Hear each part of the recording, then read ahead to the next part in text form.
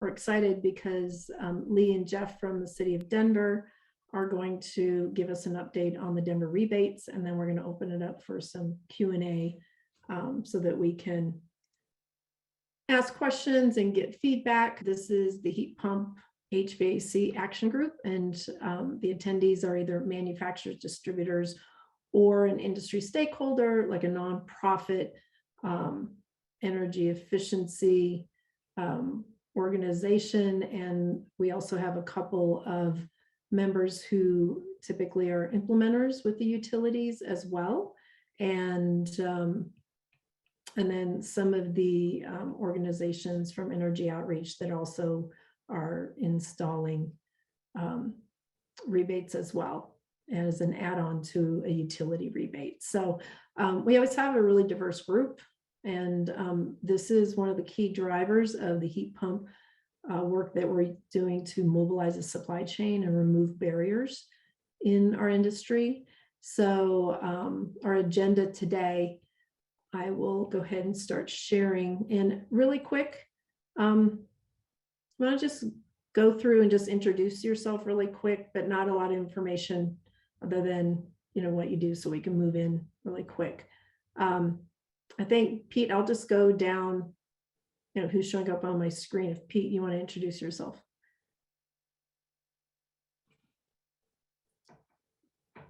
You need to, sorry, your microphone's not on. Yeah, I've got a bad connection too, so I apologize. Hey guys, Pete Perret. I'm with Gustav Larson, and I'm the co-chair of the manufacturers group, and super excited to be here. Excited to hear about what's happening with the Denver rebates and with everybody else that's happening, and what's happening with them too. So great. Casey. Hi there, I'm Casey Provorce. I'm the Executive Director of Energy Smart Colorado, and we are working across the western slope of Colorado. Awesome.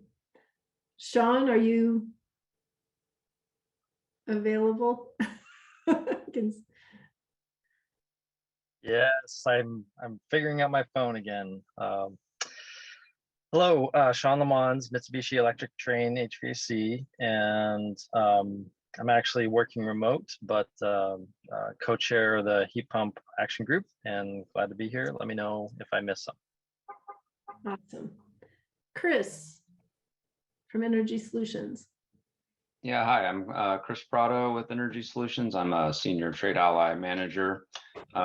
We manage the Colorado Midstream HVAC cooling program with Excel, PRPA, and Colorado Springs. Oh, great. Thanks for joining. Yeah. Now let's jump around a little bit. Scott from Vista. Oh yeah, I'm Scott with Vista Sales. We're a manufacturer rep agency, and our heat pump line is Bosch. So we're working a lot directly with wholesale distribution and a lot with contractors, and now with this organization. So Great. Very happy to be here. Yep, great to have you. Jim Myers, who's also a board member for the EEBC, longtime, pretty much a founding member. Hi, Jim Myers here with Sweep. Just listening in today. I am on the board of the EEBC. I'm also the treasurer of the board, and work with, and I am with the Sweep team, who does a lot of work to advance rebate programs, whether it be through utilities or cities like Denver. So thanks. Awesome. Rob Foley, our partner in our Good Green Jobs hiring pipeline. Yeah, it's Rob Foley. I'm with ICAST. We check about 7 or 10 of those boxes Patricia was mentioning. We're a nonprofit, we're a general contractor, we're a HVAC contractor. We do a little bit of everything in the energy efficiency field, in particular with low-income multifamily. Excellent. Thanks. Welcome. Charlie Marsh. You guys are... Good afternoon, Charlie Marsh. I'm with Carrier West, one of the territory managers in Denver Metro. I'm just trying to keep up with everything going on in the industry and contribute where I can. Awesome. Thanks for coming. Robert Glass. Yeah, Robert Glass, Manager of State Regulatory Affairs for Daikin Comfort Technologies, obviously manufacturer of HVAC equipment. And I deal with primarily a lot of the state regulations and the regional energy offices and organizations like EEBC. Great. Thank you. Sam Beeson.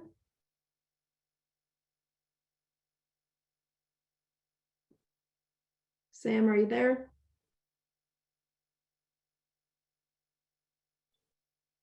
Does that work, Patricia? Yep, there you are. Yep. Good to be with everyone this afternoon. Sam Beeson with Mitsubishi Electric. I'm with our Utilities and Electrification group based out of Seattle, Washington, but I cover the West, including Colorado. Good to be here. Great, welcome. Dee Bursnall. Sorry, I'm not sure if I'm pronouncing that right. It's Doug Bursnall. I'm with Colorado Springs Utilities, and I manage on our side the midstream program with energy solutions. Plus, we have we're pushing heat pumps and such technology with our weatherization and builder incentive new construction program. Oh, great, welcome. Thank you. Kevin with Carrier. Yeah, hi, Kevin Steinke with Carrier Douglas, Regional Sales Manager here for the Rocky Mountain States. I work closely with our distribution and contractors in the market and a lot of organizations such as ICAST, EEBC, and so on. So glad to be here. Thank you. Awesome, welcome. Matt Baker. Yeah, hi, Matt Baker, Daikin Comfort Technologies. I am the Southwest Manager of Utility and Government Partnerships focused on electrification activities. And obviously, as Robert mentioned, Daikin is a heat pump manufacturer. Great, welcome. Denise Grimm. Hey, nice to see everybody. I'm with Boulder County. I'm the energy lead with the PACE Partners for a Clean Environment program. And we also, our program, Energy Smart Residential, and we provide our own rebates and incentives for heat pumps and electrification. So been sitting in on these meetings and learning a lot. And so look forward to what you guys are sharing today. Great, thanks for joining. Scott Sidruth. Hello there. Hopefully everybody can see me. I'm in a new setup here. My name is Scott Sudruth. I'm with Platte River Power Authority. I am over the Residential Efficiency Works program here, and been working with Patricia and some of the other utilities to figure out how this should all work appropriately so it works well. So happy to be here and looking forward to seeing what's going to be said. Great, thanks for coming. I think Terry Proffer, I think you're our last person. Yes, hello. I logged in a little bit late. I apologize. My name is Terry Proffer. I'm with Major Geothermal. I'm the Geothermal Manager.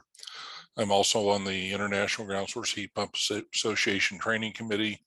I'm also the chair of the CSA 448 binational standards for thermal conductivity testing for closed loop ground source heat pump systems, and been in the industry way too long to mention, but a lot of gray hair. Anyways, very interested to hear the comments today. Great.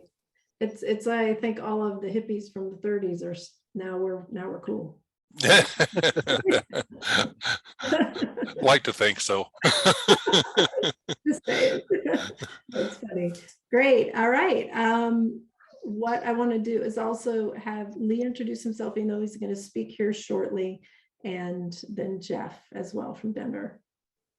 Sure. Yeah, so I'm the Community Energy Programs Administrator for the City and County of Denver in our Office of Climate Action, Sustainability, and Resiliency. So I've kind of been in charge of our Climate Action Rebate Program, which is what includes rebates for heat pumps, heat pump water heaters.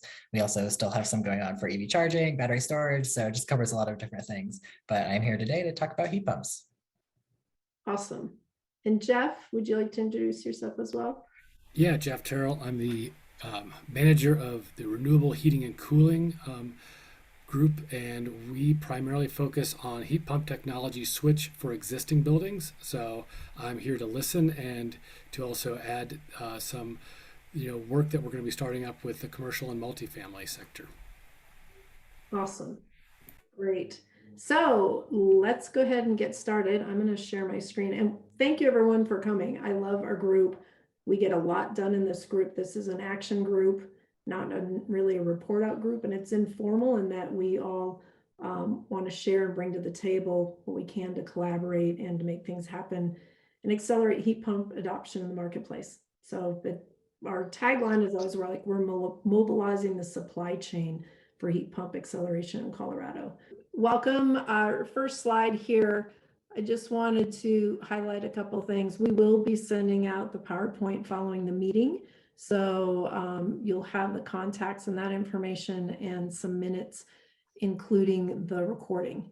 So we typically load those types of things after our meetings on our resources hub page in our website. So you can see here, we put the link to go into that section. You can look at each one of the meetings and pull up the PowerPoints as well as the recordings. There's a couple missing, and then our library of things as well.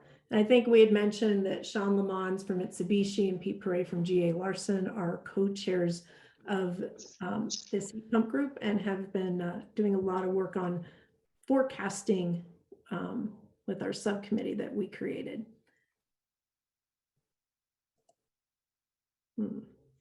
Don't know why that's not moving forward. There we go. So also as a reminder, antitrust law, we follow that in any of our meetings, and we don't discuss pricing or collusion of territories or any of those types of things. So just a quick reminder on that. I also wanted to give a brief update on the hiring pipeline that Rob from ICAS in EEBC and another organization in Julius Education are working on. That is a 3-year program with the city of Denver. So it's in city and county of Denver marketplace. But wanted to remind everybody, because we have distributors and manufacturers on the call, that our next meeting is July 21st. And that is a heat pump action group for contractors as well. And we're going to have Denver again present, but we're going to record today and include that in that meeting for the contractors. And then I believe there might be a couple other managers of the electrification rebate program to talk with our contractors. And then the other thing that we're going to cover is inviting them from our contractors, because as we have 2 education and training paths in the creating the job placement for those graduates in the EEBC action group contractors companies. So what that means is that we're going to be doing an orientation and training that's more general for insulation, air sealing, lighting, and for heat pumps. But they'll also talk about the industry, the career path, what kind of jobs they can find, that type of thing. So there will be an orientation for them to then get their certificate, or you can say graduate, and then you will have the opportunity to hire them for kind of first right of refusal through the EEBC if you're in a heat pump working group for the contractors. And then additionally, they can go on and get heat pump technical training through ICAST, and that is funded and free. I don't know if there'll be some kind of small fee or not. Rob, you might be able to tell us that. But then those graduates as well those certified heat pump technicians will have the opportunity to be placed and connected with our heat pump action group members who are contractors as well. So it's a super exciting program, and we know that workforce is one of the key and most impactful on growth for our contractors. So I encourage you to talk to any of your contractors and get the right person there. You know, we have everything from sales and managers and owners, but I think we really need to get the hiring managers to join the next meeting, and we'll dive into the details a little bit more. Looks like August is when we'll start the trainings, and then it's an online program, and it takes, of course, much longer. I think it's 8 or 12 weeks for the heat pump training to complete, but the orientation will be much shorter than that, kind of the orientation training for insulation, air sealing, and commercial lighting. So before I go on, are there any questions about that? I do have a link in the PowerPoint here to register for that, and it also is included in the email, I believe, that we sent to the group. Any comments or questions on that?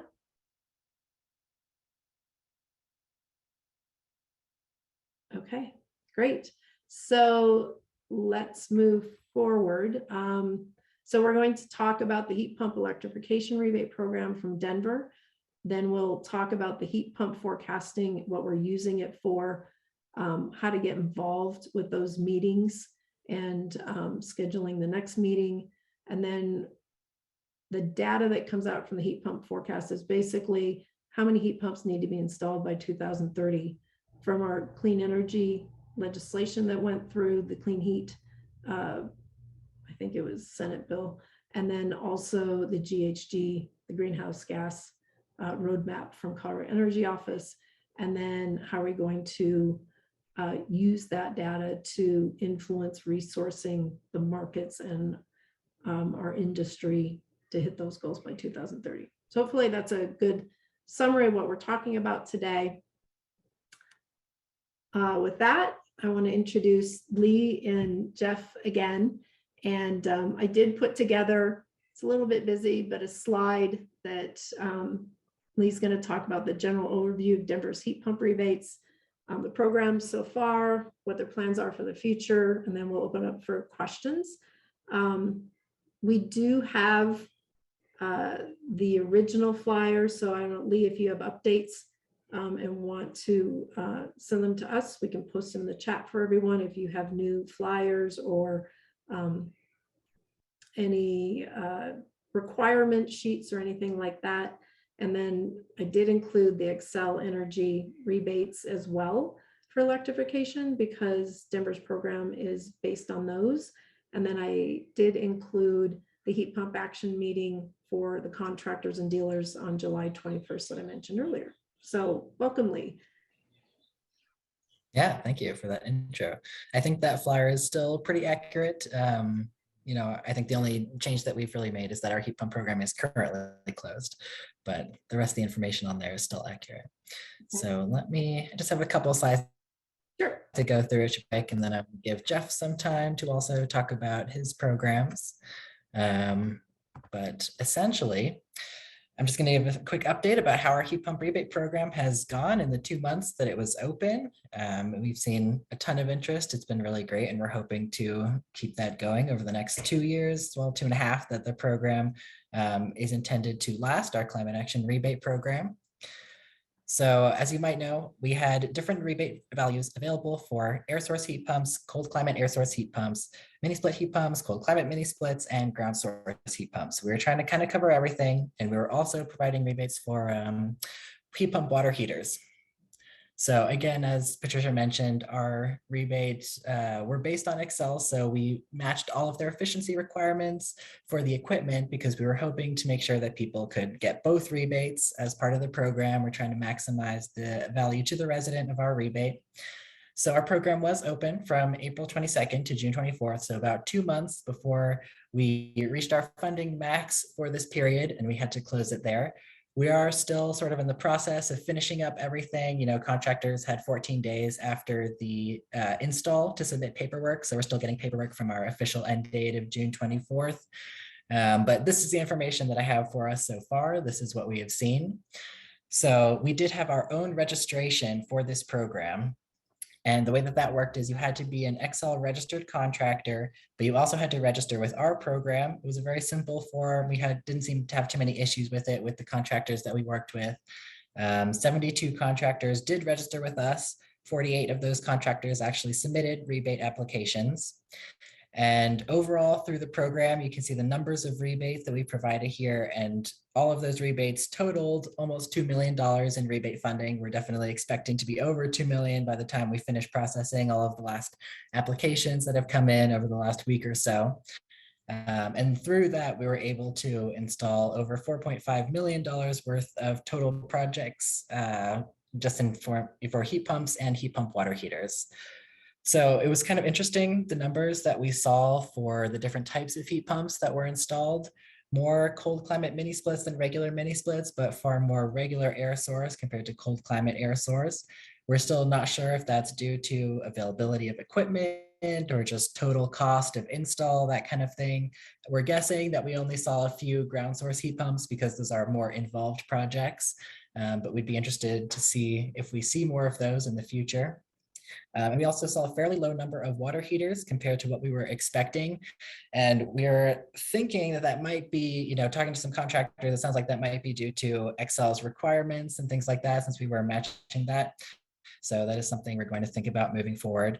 But this is the number of rebates that we have provided in each category so far. And so we have closed our program, but we're hoping to reopen it in the future, but we have some next steps that we're going to work on as part of that. So first, we have to do a lot more internal planning and just data analysis, seeing what everybody was installing, what type of equipment, seeing where all the equipment was installed around Denver, that kind of thing, and looking at Excel's program, looking at our program, figuring out what changes we want to make. We plan to collect stakeholder input. So that's both from manufacturers and also from all the contractors that we worked with. So we're going to be posting some meetings, probably sending out some surveys, that kind of thing, to see what people liked and didn't like about the program, what parts were easy, what parts were difficult, that kind of thing. So after we do all that analysis and get all that input, then we can determine what adjustments, if any, we want to make to our program, figuring out how we can make it better in the next round. And after that is when we'll announce when we'll be restarting our heat pump rebates. So I think you'll have my email in a couple places on these slides and in Patricia's slides, but you can always contact me if you have any questions or any thoughts about our program, if you directly participated. You can also join our mailing list. These links I think will be included in the documents that Patricia sends out. Or you can register yourself as a contractor, have your contractors register with us if they want to get program updates as they become available, because we'll be keeping everybody on our list updated as we move forward. But yeah, just a brief update there. Hopefully that will give you some information. And I think before I answer questions, I can turn it over to Jeff, and then we can do all the questions at the end. If that sounds good. That sounds great. All right. Thanks, Lee. I did not prepare a PowerPoint presentation, kind of thrown in here at the last minute today, but just want to give you all an idea that we're also going to be standing up the commercial and multifamily incentives soon. And as part of that, I would say it's a two-prong approach. We're starting off with a building codes update. And if you've already been paying attention to the municipal code updates that occurred last year, we're going to be moving towards like more parity between gas replacement of equipment and electric, the heat pump technology. So in 2023, basically quick permits go away, and we'll be requiring the city will be requiring, when someone is replacing gas equipment, that they're going to have to choose some options to actually review those systems. One of those is electrification feasibility report. I'll talk a little bit more about that in a moment. Right sizing of equipment or gas line leak testing are some options within that. And those requirements are going to ramp up every 2 years. 2023 is the beginning. 2025 and 2027, we start phasing in more requirements for more equipment. And I'll plug that we're going to have a feedback session on these code updates in early August. And I'll be getting Patricia some of that information as soon as I get the announcement out, hopefully tomorrow. And that's really going to go through what are the requirements, what's the permitting process changes, what do you need to know, and for us to hear some feedback from stakeholders like yourselves and building owners and engineers, architects. Many people will be affected by this. The other part that I want to talk about is the commercial and multifamily incentives. And really this is the kind of the other part that Lee was talking about, that they've been primarily working on single family heat pumps. Now we're going to be working on the commercial and multifamily. So think of 5-plex and larger for multifamily and all of the commercial buildings that were not covered in the CARE rebates. These are a little more complex because there's more systems. We're really focusing on the time of replacement based upon the code. And we're really going to start off with these electrification feasibility reports, designing those, piloting those through our pilot projects, providing training sessions for folks on how to fill them out, how to use them, and do more outreach to those affected, both building owners and technicians, energy engineers, all of the above. Then we're starting on our heat pump pilots. So these are really going to be you could think of these as the easy to electrify systems, tank type hot water heaters, rooftop furnaces, and furnaces will be primarily what we're looking at. And from that, we're going to be able to use that information gained over the next 6 months to hopefully design our incentives with data, lessons learned from those pilots, and reaching out to partners like yourselves and find out what worked, what didn't. And that's how we're going to build our incentives for each one of them to really figure out how much funding is needed, what do we need to overcome certain barriers in the marketplace or barriers for building owners, and how do we actually run those incentives as best we can, because we have limited funding. It's about a $41 million problem per year, and we have way less than that to spend per year. We have less than that in our full budget. So it's something that we certainly want to work with Excel and others to actually design these incentives. So all of this stuff is stuff that you're going to be hearing about, and I'm excited to come back as we start standing these programs up and as we start learning things to come back and learn jointly with folks like yourselves. Lastly, I was excited to see Patricia talk about the green workforce opportunities that are coming, because that's something we're going to be working very closely with others at the city, identifying opportunities for more of those workforce and training opportunities, and we'd love to partner with folks like yourselves on those too. And that is us in a nutshell, and I would love to take questions along with Lee right now.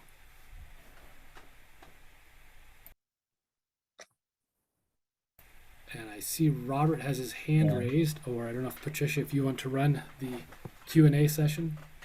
Yeah, if we had, you can put a question in the chat, but also I think with this group, we're small enough that if you guys raise your hand and you just want to ask the question, that would be great. Robert, you want to kick that off?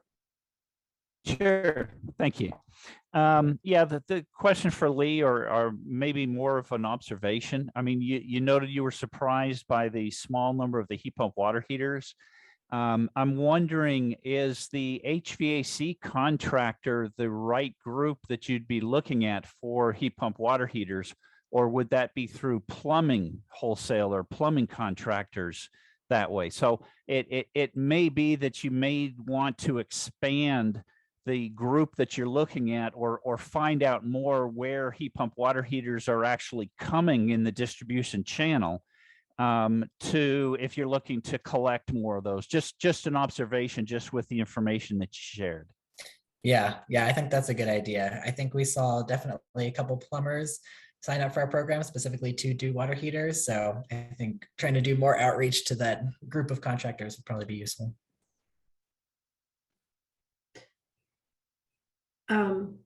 I was going to add to that I know, Scott, we had a good conversation, Scott Sodrith from PRPA, with Helio Homes, and talking about the install of a heat pump water heater.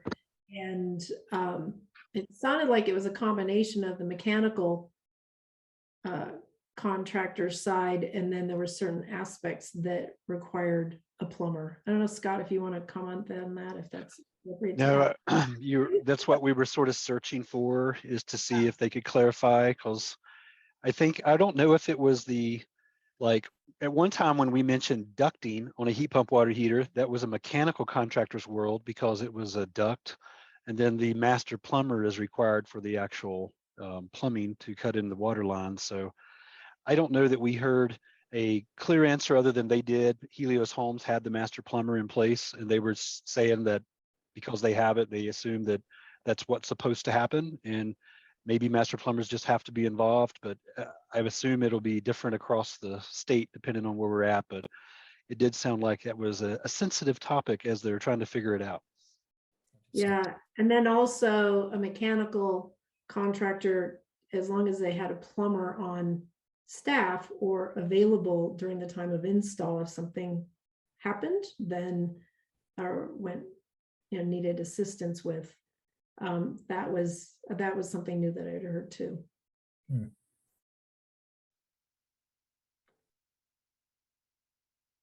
Great, go ahead, Denise.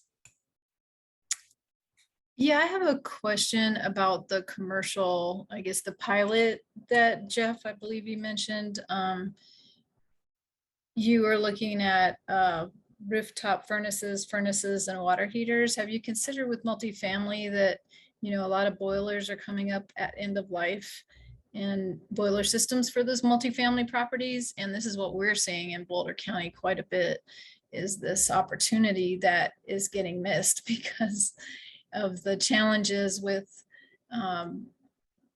metering, sufficient electric, meter and capacity to handle a switch from gas to electric, but also with HOAs.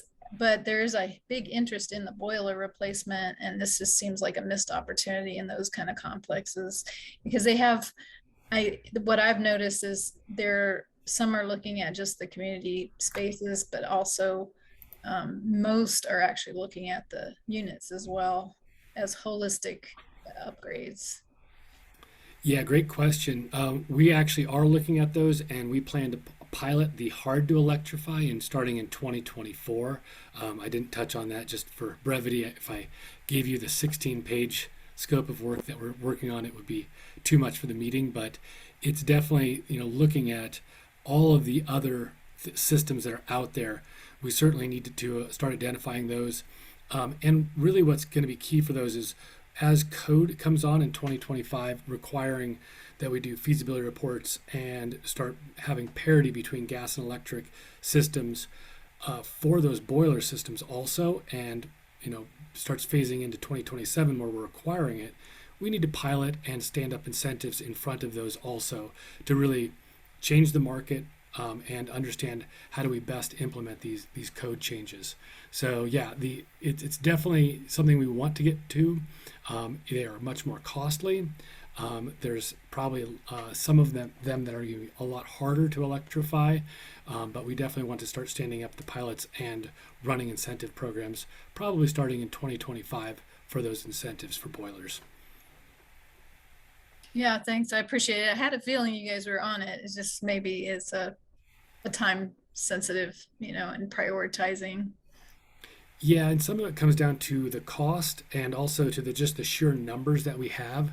And if you were to look at just by the numbers, we have fewer boilers and they last a little bit longer than some of the hot water heaters and the rooftop units and furnaces. I think there's definitely some places that the boilers are running out right now. We're going to miss those opportunities, but I think we have to be strategic and kind of parse out these different systems and different types and bring them on, even a system or groups at a time to really run a program well. Great. Any other questions? Hey, Patricia, it's Sean. Yep, go ahead. Speaking of strategy, question for Lee. The question around the short time frame that and sorry for the background noise, the amount of money that was spent in the short amount of time and how many systems got done, what was the strategy for having such high rebates that had a good chance, good likelihood to run short and fast, I should say? Yeah, so we kind of considered different rebate levels to begin with, but it really seems like rebates more in the line of XL's, a couple $100 were not very helpful to people. We got a lot of feedback that they would have to be much higher if people were actually going to choose a heat pump over a regular furnace or something else that they could more easily get for cheaper. So that was why we originally started out with these values. We're going to look at the total project costs that we've seen from all these installs that got done and see if that still seems like a reasonable value to include for the rebate. But so far we have, continued to hear from people that it has to be pretty high if they're going to make the choice of a heat pump over something else, because in general, heat pumps seem to be more expensive. Yeah, I would totally agree with that. I think that the 7,000 to 9,000 range that you're talking about is substantially higher than elsewhere in the country that are seeing success. So there's probably a middle ground between $800 and $8,000. And I know just from 15 years of working with programs like this, contractors need a reliable program footprint, if you will, so that they can build their businesses around it, so that they can handle flow, they can handle process, they can hire, and not just be going crazy for 2 months and then back to status quo. Yeah, that definitely makes sense. That was something that we worried about, just given our limited funding and the high rebate levels. So it is something we're trying to think about going forward, is how we can make sure contractors have more information and they can better plan for when the rebates will be available, when they won't, so they won't constantly be worried about whether we'll have money in a program or anything like that. Yeah, and I'd probably add to that, I know that our forecasting group had a deep dive discussion on this, and they talked about, if you look at the cost of the heat pump install and look at the cost of the gas furnace, and they figured about $5,000 was, $5,000 to $6,000. It was the same cost to install the equipment, to sell it, design it, and then install. And then the difference, they're saying, if you did $2,000 to $3,000 more for the heat pump install, so that it would be in parity and be the same cost as the gas install, furnace installed, would, you basically get 4 times the amount of heat pumps installed versus the 9,000. That was one of the suggestions they had. I'm not sure if you remember that, if there's much comment on that. Yeah, it would be interesting to, if possible, to try to parse the information around how many of these systems were already on track and just took advantage of the money rather than changed behavior. Right. Yeah, that's also definitely something we'd want to try to figure out, to see how many people would have done it anyway and just paid a little bit more, and how many people only did it because of our rebates. Yeah, I foresee a lot of survey work going into this, trying to figure out what was the motivation for a customer, where were they at in the process, and I think that it also is with the installers and the manufacturers and others. Like getting more information is going to be pretty key to our analysis, to actually update the program for something that's sustainable over the next 2.5 years. And is there any, was there communication about the process of when the rebates would end for the contractors? Yeah, so that's also something that we definitely want to improve. Last time we're kind of doing it based on funding amounts, how much we had to spend on this. We're considering going forward, moving to a different model, saying we're going to be open these particular months or something like that, just because having to check on the amount of funding remaining all the time is pretty stressful for contractors. And I know that it's kind of mean to have them try to do that. And if they check, if they don't check beforehand, they schedule a bunch of projects, that kind of thing. It can be hard to say if there's still going to be money remaining in a couple of months when those projects actually get installed. So yeah, so this round we did it just based on here's our total amount of funding, and we'll let you know when we're getting close to the end of that funding. But we're considering other methods moving forward because I don't think it worked particularly well in this round. Some of the feedback that I got was that a contractor may choose to install 2 of them, take the rebates, and then they quit because they were afraid and didn't really understand how that process would work, and would they get hung with the, the cost of the equipment. Right. Yeah, we want to get rid of that concern for contractors as best we can. Right. Is there is there the one sheet that we put up on the PowerPoint that we had originally? Is there additional information, in addition requirement information, or is it just that sheet? Like, how do they get the details going forward? So we do have our website, or like public facing website, which is just for general residents and anybody who's interested in the program in general. That has all the contact information, everything like that. I think it's linked on the flyer. Is go to this website, that'll give you more information. We also have our contractor specific website for contractors who want to read through our terms and conditions and register, that kind of thing.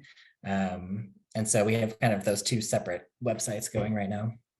Okay. And is that the link on the flyer, is that for contractors, or is that for the general public, or is there both on there? I think the one on the flyer is just for the general public. I can put in the chat right now the link to the contractor site. I think it's in a couple places on the website, but it's easier just to put it here. No, that'd be great, because then we can share that. That's super helpful. Right. Yeah. And Robert? Patricia? Mm-hmm. Yep. Couple of things.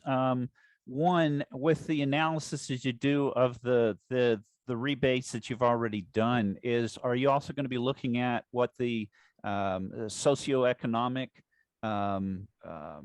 relationship was of the end uses?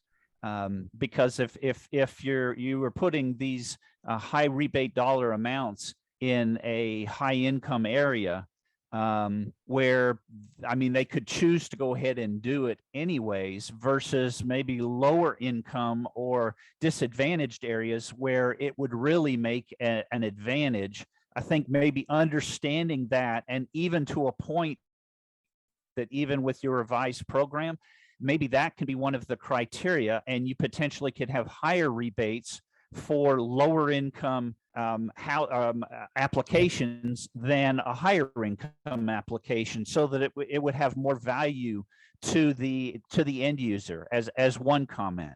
The other thing was thinking about, for a standpoint of identifying how much money, say, are left. South Coast Air Quality Management District had, when they had their clean furnace rebate program, they put a pie chart on their website, and as rebate dollars were used, it would kind of cover some of the pie chart, so you could look to see how much dollars were available left in the program, and that could be a fairly simple thing that could be updated on your website to provide that information to contractors. So just another idea on what some other agencies have done to try to address the same issue that you were just talking about. Yeah, we did actually do both those things. Those are good suggestions. For the first one, we do have a income qualified program, which does provide higher rebate amounts. It's still currently ongoing. We haven't closed that one because we have sort of a separate funding pool for that one. So this program that I'm talking about in particular is more targeted at just your general Denver resident. And so we're working with the lower income communities through the Energy Resource Center. So they're processing all those applications, and they have their own specific contractors that they work with. So they don't, it wouldn't be open to just any general contractor. So we're going to see how that works for the next couple of months as they start doing those projects. And then we can decide if we want to keep it with ERC, or if we want to include a income qualified portion in our regular program, where an income, like a low income resident, could just pick any contractor from our list, like, our regular program. So yeah, something that we're thinking about and is still going on. And we did have not a pie chart, but it was sort of a bar chart showing how much money that we had spent. But I think it was still just difficult for contractors because they were scheduling projects out, a month or 2 months or something like that. So they were worried that even if we have funding now, if we get a whole, influx of projects in the next couple of weeks, we might run out. So I think that was one of the issues that we were dealing with. Okay, thank you. It wasn't clear with the information that you presented about the low income, and so didn't know that you had a separate low income program. So I think that's great, and definitely encourage that on an ongoing basis. Again, whether it's part of your overall program or a separate program, that's definitely an area that we need to be able to keep focusing on, and so I appreciate that.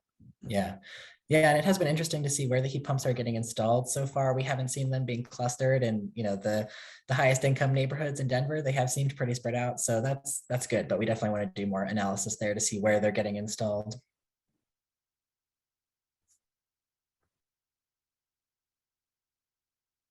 Also, if you guys would like, sorry, I don't know if my mic was on. Also, if you'd like to survey at our contractor meeting prior, like the attendees or something, and use it as a meeting to get feedback on all the issues that you were looking for feedback on, we could do that at our next meeting on the 21st. But I know, Lee, you're not available. No, unfortunately not. So we could still, I mean, Jeff, if you were up for doing that, we could rally the contractors and, kind of create a little bit more in-depth feedback session on, like, if you said, here's are the 6 things we're looking for feedback on. I will be on vacation. I'll return right after that, but I won't be available then. When is is there another meeting coming up? September timeframe. I think I'd really love to use that opportunity to get with folks. I'd like to make sure that we're getting the analysis done, asking these internal questions, and setting ourselves up to really use that to the best that we can, because we don't get enough of those feedback sessions. But I think that would be a great suggestion. I'd love to make that happen, either at a regular meeting or if we can do it ad hoc. I think that's great. Okay.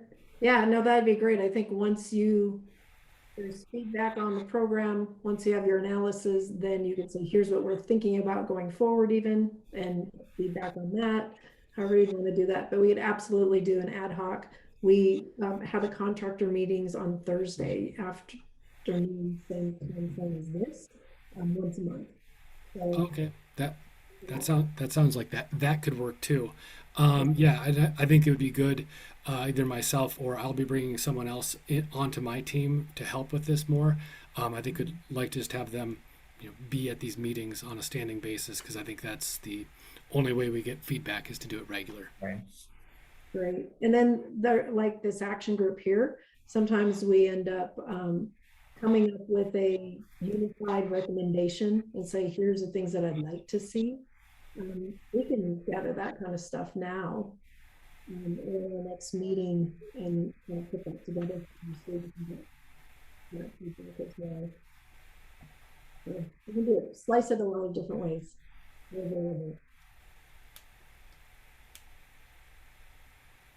Great. Any other questions? Do you have enough information? There's a noise in the background. Does everyone on all the members on the call have enough information to give feedback to your contractors or tell them what to expect going forward? That to participate in the feedback and the surveys from the city of Denver. Also that there is still the low income, but it sounds like you would have to be a contractor already selected for that. They might ask, can I still become a part of that? Yeah, are there any questions that you guys have to give feedback to contractors moving forward?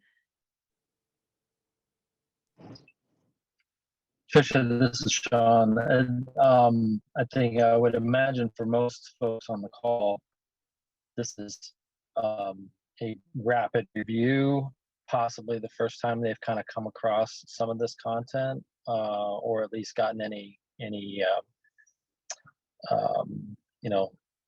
detail behind it. And it would be good to have I know you'll be posting it on the website, so maybe just run through the website as a resource, as meeting links, etc., and so on. That is a resource for folks to go back and then take that forward with whoever needs to. Great. Any other questions before we move forward? And Lee and Jeff, any other comments? Great to have you here. It's been good to hear everything. Yes, thank you for your comments and input, and I do think we need to come back to you with more information and more feedback sessions before we relaunch again. Right. Great. Lee, anything? Or you looked like you were going to say something? No, just that I agree with that. And yeah, thanks for inviting us, Patricia. This is really useful and a great group to, I think, talk to moving forward. Awesome. Great. Well, we have 4 minutes left. And we can move everything to our next meeting. The one thing that I wanted to put out there real quick is our forecasting meeting that we've been doing, our heat pump acceleration forecasting, which is looking for what is the actual number of heat pumps that are critical and necessary to hit the decarbonization goals by 2030. So anybody who would like to participate in that group, we're just calling it an ad hoc committee, breaking down into a smaller group. We're looking at the end of this month meeting, and it seems like Tuesday, the 26th is a good date that we were looking at, or Friday, the 22nd. We can send out a doodle poll to everybody on the call here, or if you just put in the chat that you're interested in participating in that, we can include you to get that scheduled. And one other quick note, excited that, we're all business owners and companies, and we know how to forecast our sales for the year, but we're not engineers. Well, some of you are actually, that crunch numbers. But Rocky Mountain Institute, we secured a partnership with them and their data analytics team. And so they are looking forward to collaborating with us and bringing our modeling ideas and our analytics to them for feedback and direction to help us get to a baseline of our heat pump sales that we've had for the last decade, and then projecting out what it's going to take year over year in heat pump sales to be installed by 2030 to hit the goals.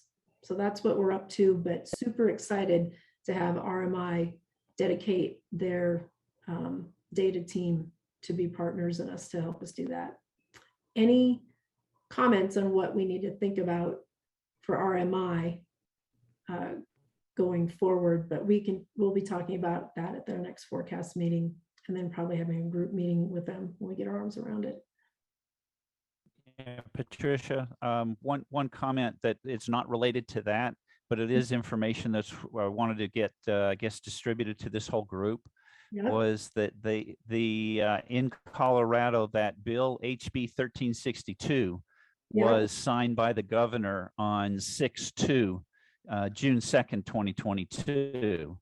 And it will be effective 8/3/2022. So that means the ability to sell A2L refrigerant heat pumps in Colorado is now allowed as of August the 3rd, 2022.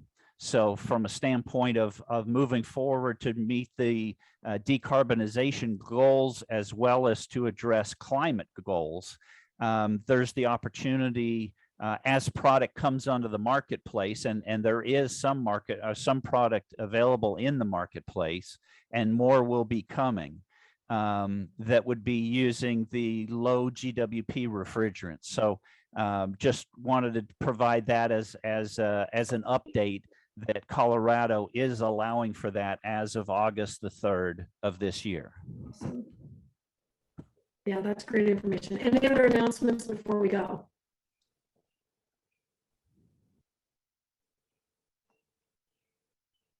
All right. Well, thank you so much for joining today.